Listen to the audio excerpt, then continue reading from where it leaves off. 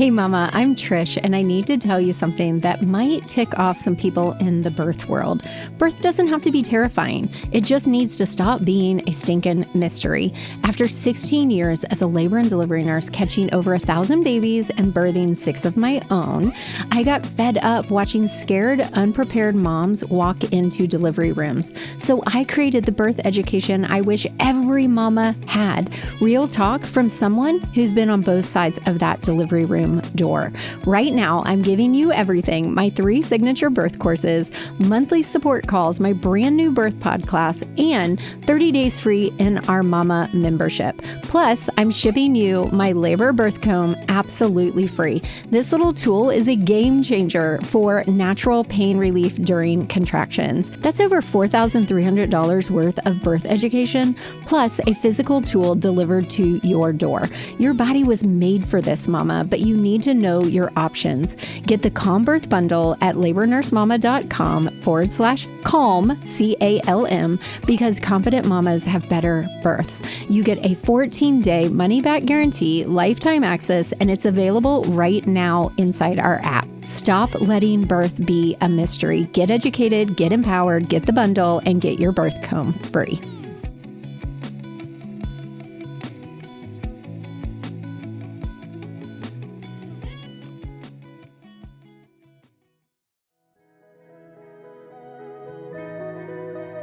Today, we are tackling a topic that is often talked about in secret or privately, but rarely discussed openly.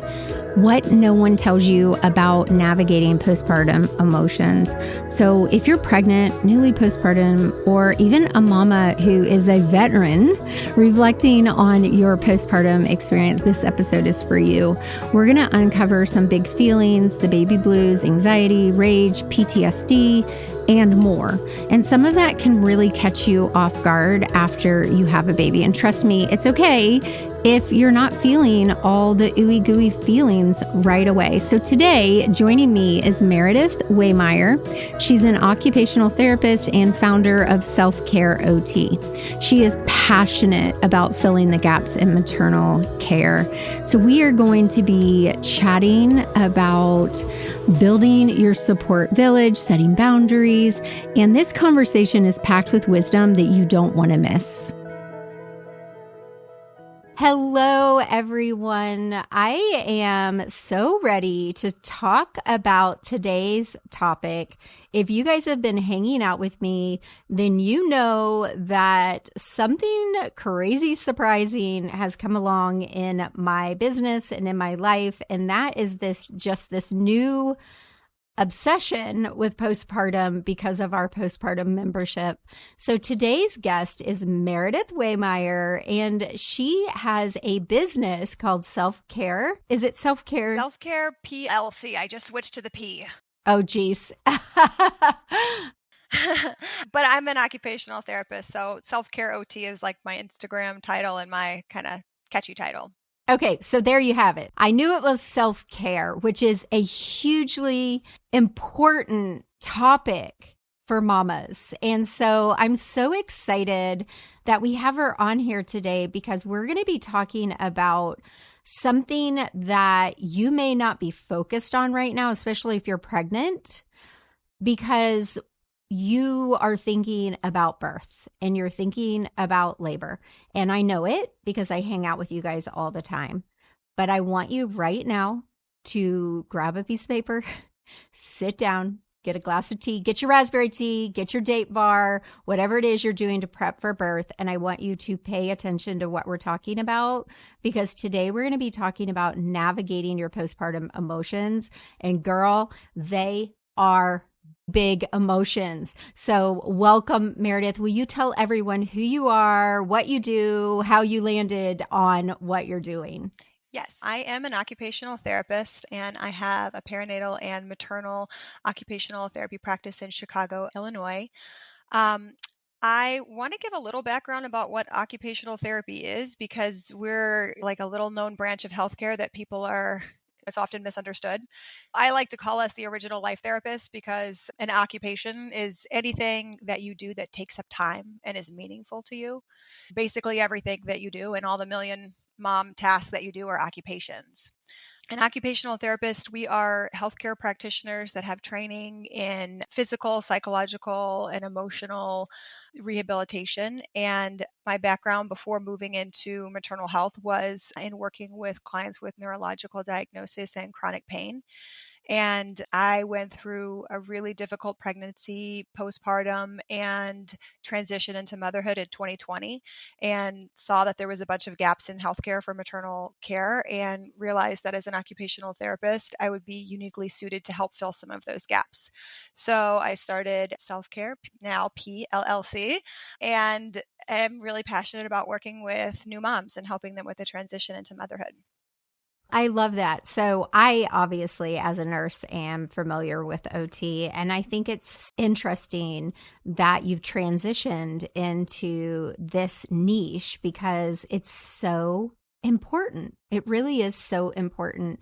And I am so passionate about this topic. Like we were talking before we started recording, I have so many moms in my mama membership that are really struggling right now. So I want to just dive in.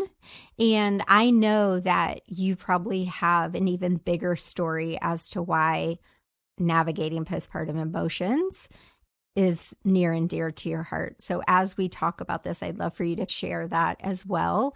So let's just dive in. Give us your wisdom. I've got 7 tips. I've thought about this and wanted to have some practical tips to give moms, but have organized them in, I would say, 7 key tips. I think the first one for me is understanding what to expect, especially the first 14 days. My OB, who I literally love and will love her for my entire life, told me anything goes the first 14 days. And I think that's so right, because it's like, what, 75, 80% of new moms experience the baby blues.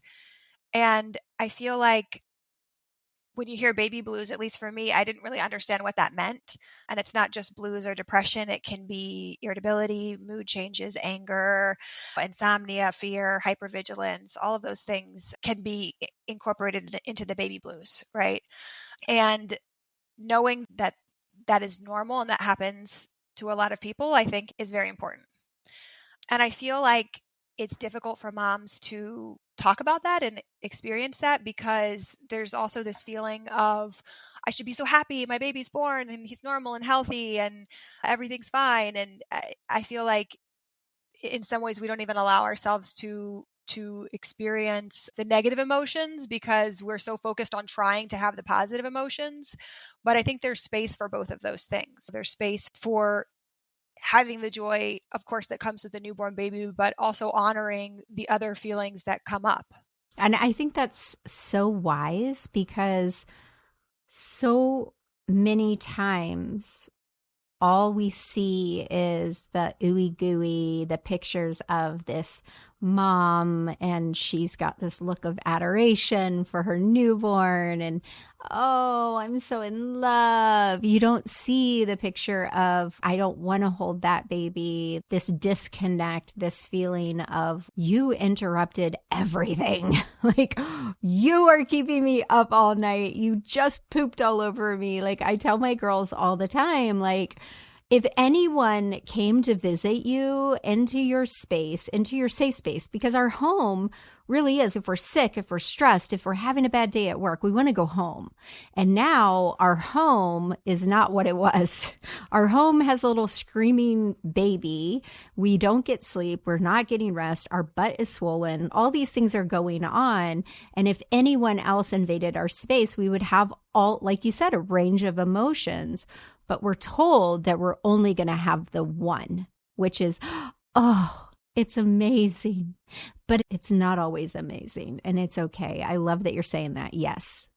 Yeah, I think acceptance of that, acceptance of the fact that there's a disconnect between what we think we're supposed to feel and what we see people feeling and what people tell us we should feel and what we see on social media.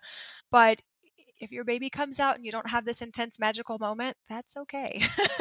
It's okay if you guys are both really exhausted from everything that just happened. It's okay if that's great if you do, amazing experience if you do, but if you don't, you're going to have many more magical moments and you're going to have an amazing journey into motherhood. And having a rough go of it the first few weeks is normal, and accepting that maybe you had difficult time in pregnancy, maybe you had a battle royale of a labor, maybe you had a difficult time postpartum, maybe you had life things that came up in pregnancy, or your birth plan didn't go as you thought it was going to be. I think that these are all things that we need to kind of process and almost grieve in some ways for the experience we didn't get to have that we thought we were going to have. But accepting your story and your experience and how you brought your baby into this world and how it's going right now is really powerful. So I think that honoring that, and of course experiencing the joy that comes with it, but there's a duality. There's room for both of these experiences. And I think the other thing that you touched on is sleep deprivation. And it's like the baby shower jokes are like never sleep again, but it's so much more real than never sleeping again. Like sleep deprivation is torturous, and It's no joke. it's no joke. And especially if you're a mom that had like a 30-hour battle royale labor, you're entering new parenthood on empty. Yeah, and if the last weeks of your pregnancy, you were uncomfortable and you were just, your mind like was so on birth and you couldn't sleep well or whatever it was. But I say this to my mamas all the time, like there's a reason they use sleep deprivation in prisoner of war camps to get you to do whatever they want. It is no joke. It is horrible. It's a horrible experience. Agree. And I feel like when people talk about it, it's all like when you're pregnant, it's this lighthearted, get ready to not sleep again. But nobody's, no, seriously, it's really Horrible. bad. It's really bad. No, then of course, the emotional centers of your brain. So already these intense emotions that we're experiencing, right? All of the like intensity that we're experiencing in the first couple of weeks, the emotional centers of your brain are like 60 to 80% more active or whatever it is when you're not sleeping. So like mental health symptoms are intensified. So what you're feeling is like even more intense. And you might be in pain. Your butt, you might have hemorrhoids, which are I say this all the time. Everybody's worried about tearing, but hemorrhoids will take you down, sister. Yes, like they will. You're tired and you have some things sticking out of your butt. Couple of them. Sometimes. Yeah.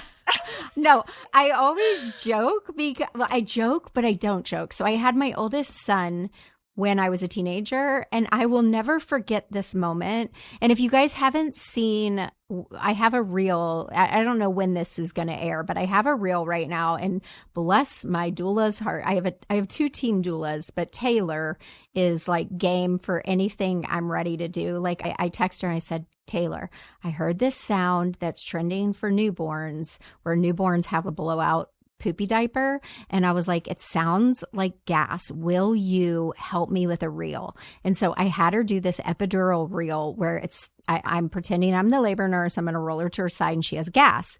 And the whole thing is, it's so funny, this reel about having gas. And the face she makes is the exact face I made when my labor nurse said to me after I delivered, she said, oh, it looks like you have a head of cauliflower coming out of your bottom. That was my first time hearing about hemorrhoids. And I was like, a head of what? Coming out of where? What are you talking about? I had no idea.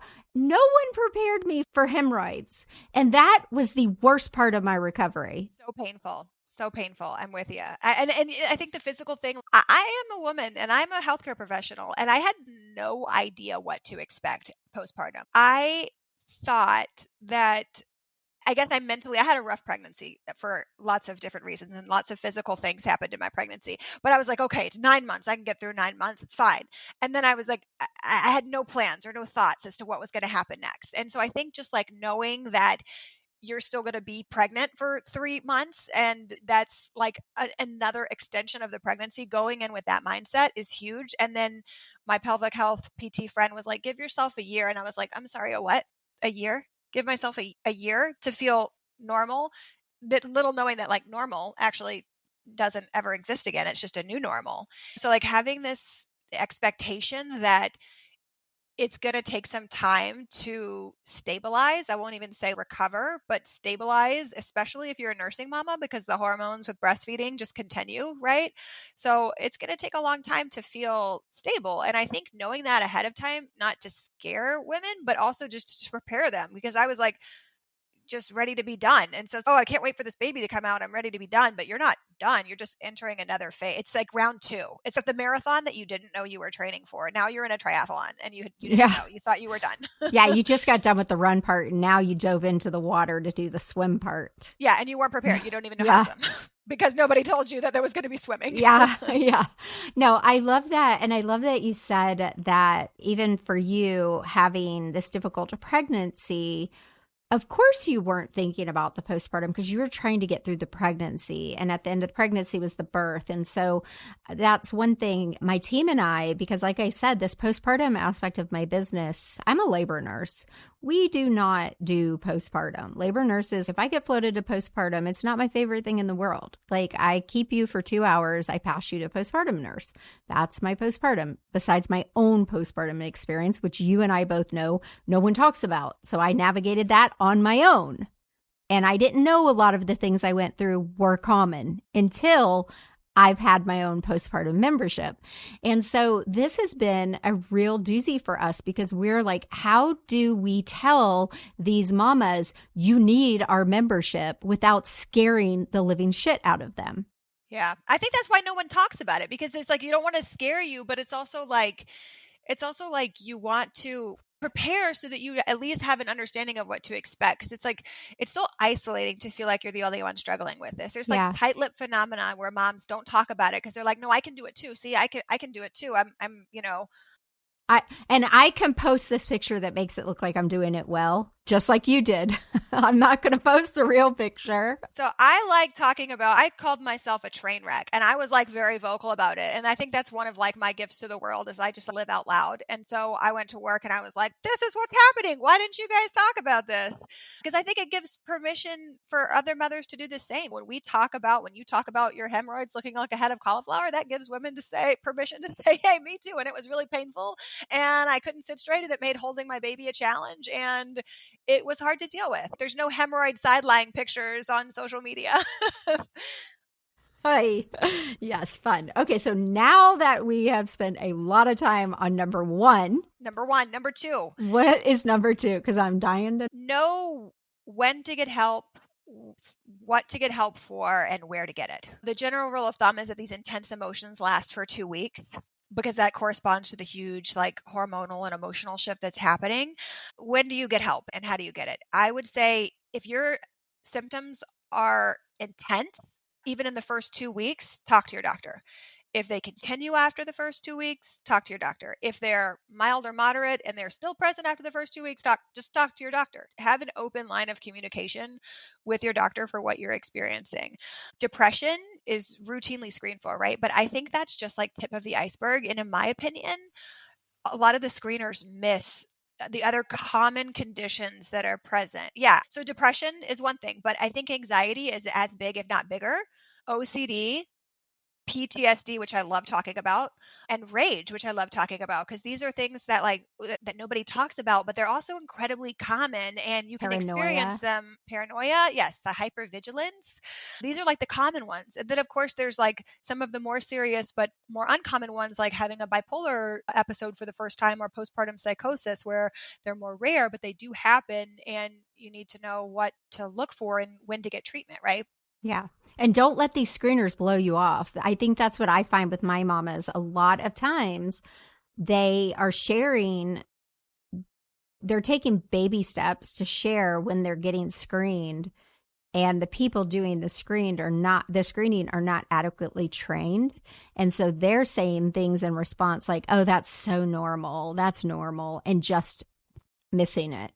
Yeah, I feel like I had a host of emotions and feelings, and I answered every question accurately on those screeners and was never flagged as someone that I had to advocate for what I needed postpartum, because I was like, this is not okay. The terrible thing is you're not in the mental space to advocate for yourself, because this is what we teach our girls inside of our membership while they're pregnant. We have them set up the help they need take the steps while pregnant. That's tip number 6. Oh, sorry. But just in case, because when you are in a mental space that is not a good mental space, just doing the easy things, so hard. Oh my God, so hard. So hard to, just overwhelming to even look for a lactation consultant. What do these symptoms look like? Depression. I feel like people know what the depression symptoms are, the crying, the sadness, like loss of interest, those type of symptoms. Anxiety can look like the constant worry, the fear, the disturbing your sleep and appetite. And one thing that I wanted to mention is that the physical symptoms of anxiety, I feel like people don't always think about or understand that you can have heart palpitations, dizziness, nausea, and they can really, like postpartum, you can have a host of physiological symptoms that are stemming from anxiety. Yeah, difficulty catching your breath. Yes. Yeah. I like to talk about PTSD too, because I've looked into this and I think that they have statistics for all of these things, and I think that they're dramatically not right. They're underreported, underdiagnosed. But PTSD in particular, I think Postpartum Support International says it's 9% of women, but other studies say like when you have a birth trauma, it can be like 30% of women. It's way higher. Yeah, I would say it's way higher than that. Just in my own community, because we meet every Thursday night with our postpartum moms. We do a Zoom hangout. And I'm going to say at least 60% of my moms have some form of PTSD. And my girls are well educated and well supported. Yeah. Yeah. Birth is traumatic, right? And trauma can be a real or perceived threat, right? It doesn't have to be, it can be a perceived threat. And so PTSD, the highlights of that are you can have flashbacks, you can have intrusive thoughts, you can have triggers that kind of put you back in a space where you're really fearful. And I think that that's really common. OCD, of course, is like to familiarize people with OCD is like the obsessions and the compulsions, right? Like you have a constant worry or a thought and you might be constantly checking on the baby. And the people who have OCD are extremely hypervigilant, which is also hypervigilance is something that is like a normal experience, right? And it can become like magnified. And then the other one I think that gets missed a lot is rage, because nobody wants to talk about postpartum rage, right? We're supposed to be, and I remember mentioning rage to my son's pediatrician, and she stopped the exam for my son and was like, which was good. It was a good call, because she said, that's a very strong word. And I was like, yes, it is. And then she, of course, was like, do you feel like you're going to hurt yourself with the baby? And I was like, no, not at all. But I have a lot of really intense emotions, and rage is the appropriate way to describe them. I had a lot going on in my life before pregnancy, during pregnancy, postpartum, and I had a lot of really strong, intense emotions where I was easily frustrated. It's like this exaggerated sense of it. And you're like not me or the baby as you look at your partner. Not going to hurt me or the baby. Yeah. Just feeling like you're constantly on edge, feeling like you want to swear. I feel like a lot of like rage. I actually saw there was a good Instagram post this morning from a psychologist I was following that said 30% of new moms experience postpartum rage. That's 1 in 3. It's a common word. And I feel like when you hear the word rage, it sounds so aggressive and it sounds so like scary, but it's common and it's just an exaggerated emotion. Yeah. Gosh. Rage is a big word, but it's a big feeling. It's a big feeling. Just so then you re-enter big feelings when you get to the toddler years too. Yeah, and toddler rage is no joke either. We'll have to do another one on that one. That'll be a whole separate podcast. And then of course, I just want to mention too the bipolar and the postpartum psychosis. Obviously, very serious. Postpartum psychosis, I think, it's like 1 in 2 of every 1,000 births. And I think the important thing to note is that women are not usually at risk to harm themselves or the baby, but it is like a serious break from reality and needs to be treated immediately. And so bipolar disorder too, it can look like severe depression or anxiety, or it can have like more highlight features of not sleeping and rapid speech and grandiose thinking, things like that. So that's what to get help for, like all of these conditions. How do you get help? I think the first line of defense, in my opinion, is again, call your OB. Has a 24-hour line that you can call in case of emergency. I would rather call and not need it than not call and need it. So you could talk to your OB, you could talk to your PCP, you could talk to your child's pediatrician, but talk to somebody. There's a number of hotlines that I found too that I think would be really helpful to women, and Postpartum Support International offers one, but it's like a callback service, and they can connect you with mental health therapists in your area. And there's a maternal one too that's 24/7, a hotline that you can call that's just about maternal health, which I We'll think have to put all those put in the that in the show show notes. notes. Yeah, I think that I'll would have be to really get those from you. have a good resource. Yeah. And so talk to your doctor, but then who do you actually get help from, right? It's like a lot of people aren't familiar with the mental health arena. So there's a host of different people you can have for therapy, like social workers, LCSWs is the initials you look for, licensed professional counselors, LPCs, psychologists, and Postpartum Support International has a training, and I have to look at my notes and see what the abbreviation is, but I think it's really important because it's like a certification for mental health, and it'll have the abbreviations PMH-C. So these are the mental health clinicians that are trained in perinatal mental health and who you should be looking for to talk to, right? Who to talk to, I think, is really important. And there are psychiatrists. Psychiatrists are the ones that deal with medication management, right? And of course, if you do need to take medication, it's helpful in combination with therapy. But I would look for a psychiatrist and or a counselor that have that specific maternal mental health training, in my opinion. And just to add this in there, because I have a lot of my mamas who cannot find them in their area that have that specific training. Do not put it off. If you can't find them, you need to go down the list. If you can't find someone who has that training, then go to someone who specializes in trauma. Yes, agreed. Very good. So yeah, definitely in the show notes, we can put Postpartum Support International, I think will connect you. I wonder now, since the pandemic gave us the beautiful thing of telehealth. So I would also say, yeah, if you can find the right resource to then get help from somebody and then get connected, like if you can, to somebody who specializes in that would be wonderful. So I 100% agree. Don't get help from anybody don't put it off. Don't put it off. And of course, if it's an emergency, 911, always. Okay, so let's get hopping and go through the rest of our tips. Tip number 3, free yourself with the word matrescence. So I don't know if you've heard this word. Have you heard it? I love it. I love the word matrescence. And matrescence is just the process of becoming a mother, right? So it's the physical, hormonal, emotional, psychological changes that you experience with a massive shift in role and identity. And I love this word because I feel like it's freeing and it gives you permission to not be perfect. It's a learning experience. And I think new moms struggle with feeling like they need to know how to do everything right away perfectly. And that's really unrealistic because you did not become a fully fledged adult from teenagehood, right? Like you had to go through this awkward adolescence period. And I think viewing matrescence like adolescence is really powerful in that it took you a long time to become the adult that you are now, knowing that it's going to be a period of growth and development to turn into the mother that you want to eventually be. And that's okay. I love that. And pouring into yourself as a mother, reading books, learning and growing, and allowing yourself grace to make mistakes. So important. I think that is the biggest thing. I think there's also this like thing that happens when you become a mother that you lose yourself in a lot of ways. Like there's a major like loss of identity and who you used to be. And I think that's something that again women don't talk about, and it is an okay experience to have and okay to grieve for that person.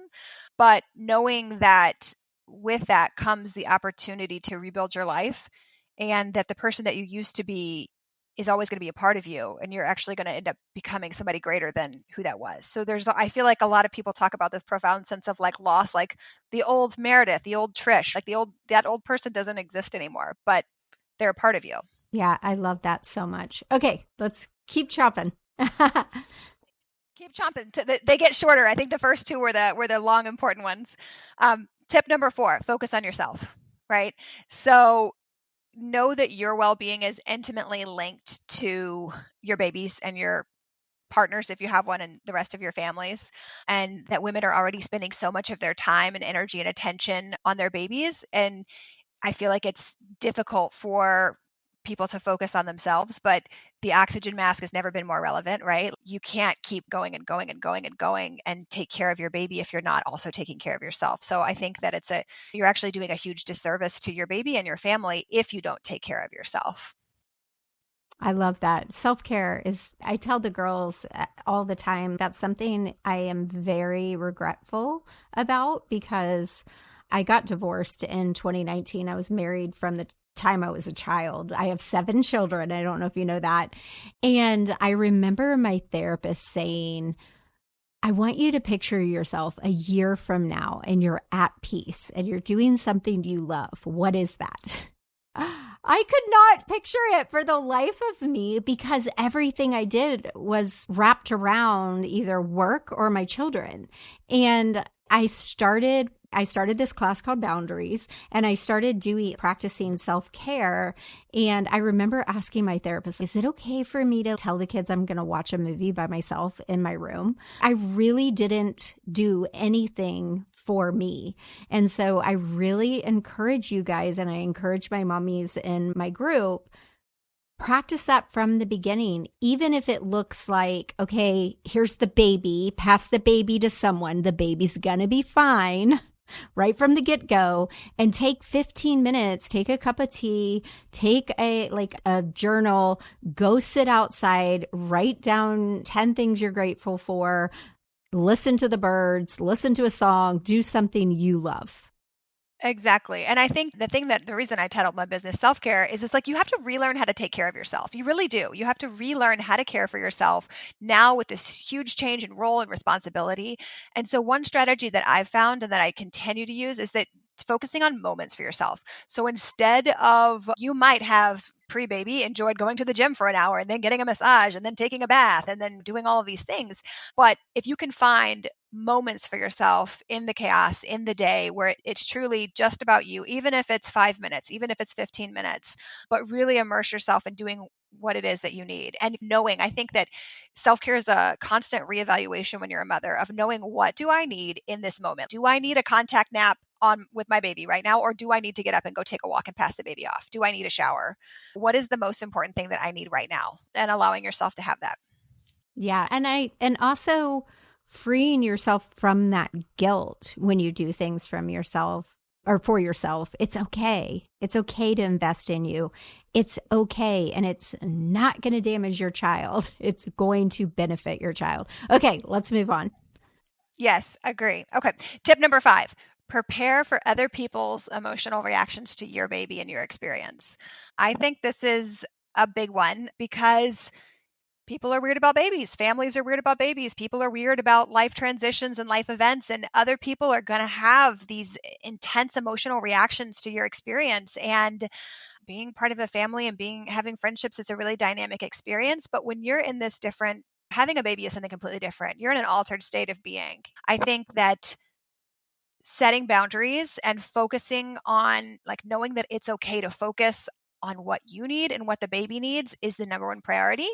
And being okay with setting boundaries, not only physically, but also like emotionally, where you're not feeling responsible for how the other person handles the boundary, is like, that could be a whole nother podcast and a masterclass, but something I think to work on. Yeah, oh no, I love that. I think that is so good because you're right. It is such a huge part of becoming a parent is that suddenly everyone has an opinion, everyone has an emotion, everyone has an idea about what you should or shouldn't do. And I tell the girls this too, like, it's okay, they can, but this is your baby, this is your child, and whether you're right or wrong, unless you're causing harm, that's different. But whether you're right or wrong, it's your journey and you're going to learn from it. You're going to make mistakes. You'll make mistakes, and that's okay too. But they don't get to make the choices for you. Definitely. So boundaries, practice your boundaries. Number 6, Trish jumped ahead, and it's so wonderful that she did. Put your support systems in place ahead of time. Exactly what you said, Trish, that it is so difficult to do. I am like a very high functioning person, and I was overwhelmed with trying to find a lactation consultant, like postpartum, when we were having trouble. My son had a tongue tie, and reflux and torticollis and the whole thing. And it was just so hard to find. It was so hard to just do that, just to research that and get somebody out here and figure out insurance and navigate the pandemic was overwhelming. So I feel like, in our Western world, the village doesn't exist. So you really have to create your own village, right? And putting those support systems in place ahead of time. So getting help the first couple of weeks from a friend, a family, a postpartum doula, if that is something that you're able to provide for yourself, would be huge. Taking assistance from other people who offer to cook meals and clean your house, getting the logistics of any kind of help that you can have. Take it. Don't try to do it all on your own. You should be focusing. And if you have a partner, they should be focusing on your emotional and your physical needs the first couple of weeks. No, I love that so much. And if someone joins one of our birth classes, we do what we call the Empowered Birth Bundle. And part of that is they get a bundle of classes, including our postpartum recovery class. And in that, we have a guide of what to set up ahead of time. And that includes the lactation resources, the postpartum recovery sources, the postpartum international resources. We have them walk through, what does my insurance cover? If I need mental help, who do I call if I start having these signs? What are these signs? What does my partner look out for? And the other thing is, which of my friends can I be the most real with? And which of my friends is going to come over and do a load of laundry, not sit and stare at my baby? You don't want a friend who's only going to want to come over and snuggle. You want a friend who's going to come over and see a need and fix it. Yes, exactly. The focus should be on helping you and baby bond and them helping out. It's not a time for whoever is helping you out to just hold and snuggle the baby. It is the time for them to say, what do I need to do? You be able to also direct. Yeah, you be able to ask for that help is a skill. Yeah, and that's one of the things we teach too. We teach the partners, and we teach we have lists. Is that, I don't know about you, Meredith, but I know for myself and most of the moms in my group, when I'm really struggling and when I'm really tired or I don't feel well or I'm emotional and my husband or even my family says, how can I help you? My go-to is, I don't know. I really don't know. And I find that new moms are the same way. They just really don't know what would actually help them. So we go ahead and put that together. Okay, if she's going through, this is what will help her. Do this. So I think that's amazing. That's wonderful. Yeah, definitely. That's what I was going to say. Bring your partner into it and let them know that it's likely to be intense. Just like you said, putting together your lactation consultants beforehand. I would add to that, if you can research if there's any mental health providers in your area that specialize in maternal health. We have all, and know what your insurance covers, because even just calling your insurance company or that's too much.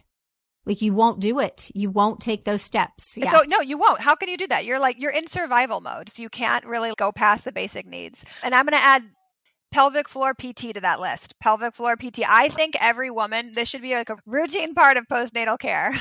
And I wish it was all covered. That's some of the things I wish I had done was a chiropractor and a pelvic floor specialist. Anyway, okay, that's a whole nother podcast too. Definitely. We could have a sub podcast for each of these tips. And then we touched on this one, tip number 7, connect with other mothers, right? So the pandemic is ending / over, and now we have the luxury of going in person. But also, I think a nice thing that the pandemic gave us is the beauty of virtual groups and virtual communities. So you have a choice now whether you can go to in person to something like a new Mommy and Me group, or if you want to join a community online. Even if you don't feel like participating in a group, there's lots of communities. Like you said, you guys have a community for new mothers and pregnant women. There's tons of them out there. Find which one is most aligns with your experience. Are you someone that's having a lot of mood changes postpartum, or do you want to join a walking group, or what do you want to do? Center it around something that's going on and is important in your life. And I think the other big part of this for me is not just connecting with new moms, because that is incredibly important and what everybody thinks to do. Get to know your veteran moms, because veteran moms will talk to you. New moms sometimes don't feel again, there's that tight lip phenomenon where we don't really want to talk about how hard it is. But veteran moms, once you're past that experience, women are now look back, oh yeah, I had postpartum anxiety, I had postpartum depression, I struggled, it was really hard for me. Once they've gotten through this experience, we all want to talk about it. Finding the moms that are willing to talk to you about that, normalize what you're going through, but also they know how to do everything. You're learning how to take care of a baby for the first time. And I don't know about everybody else, but I didn't know very much about babies. So your friends that you can call and say, okay, this is what's happening. What would you do? Is this okay? Is this normal? And veteran moms they've raised an infant, so they know how to guide you. Yeah. That's one thing I love about our mama membership. The postpartum side is that we have our VBAC lab students combined with our comm labor students, which our comm labor students, we have a lot of second to fifth time mamas because we cater to all, but our VBAC lab students are moms who've had a cesarean who now want a vaginal delivery. So some of them, I've got one mom right now that is pregnant with like her fifth. I don't know, lots of babies, but they all come together in the postpartum membership. And you're right. It's been our mamas who are veteran mamas that have broken the ice, so to say, about some of the big topics because they're not scared to talk about it. And then our new moms now have the freedom to say whatever the hell they want. And what I found about the virtual community that I didn't realize was going to happen is that you're not as nervous to say real things because they're not the real life people that you're seeing every day. And also, you don't have your kids running in between your feet and you're not having to run and make a sippy cup and you're not having to do all the things you would have to do if you're meeting your friends at a park or in a coffee shop or what have you. You're just focused on the group. And so it gives you a little more freedom to talk about the real things. Yeah, is definitely. what I find. Yeah, I think that for me, I was a pandemic mom and I was like so zoomed out, but you're right. There's such a gift to like having that in-person connection or there's benefits to having the virtual. So Both of them. Yeah. Both of them or whatever you need. Again, reevaluating what you need in that moment. Yeah. I think there's a value to both because you do need in person, someone who can lay eyes on you, see you, who knows you. And knows when they see you. But there's also a real beauty. Like I love my mama membership. These girls are just amazing. Thank you so much for coming today, Meredith. Can you tell everyone where they can find you, where you're hanging out, and they can find your content? Yes, and thank you for having me. I was so excited to meet with you today and talk about this. I am available online. My website is www.selfcareot.com, selfcareot.com. And I am on Instagram at selfcare_OT. In the state of Illinois, I do occupational therapy, perinatal and maternal occupational therapy services, but I also have one-to-one support that I can offer moms all over the place.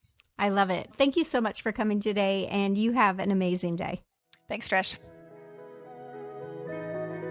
Okay, mamas, today's episode was so important, and I want you guys to really listen to what we talked about and take it to heart because postpartum is so stinking hard. It's so difficult at times, and I want you to get prepared.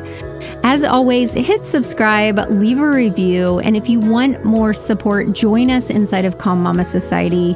We are here for you. We adore you. We see you. We love you. And I will see you again next week. Bye for now.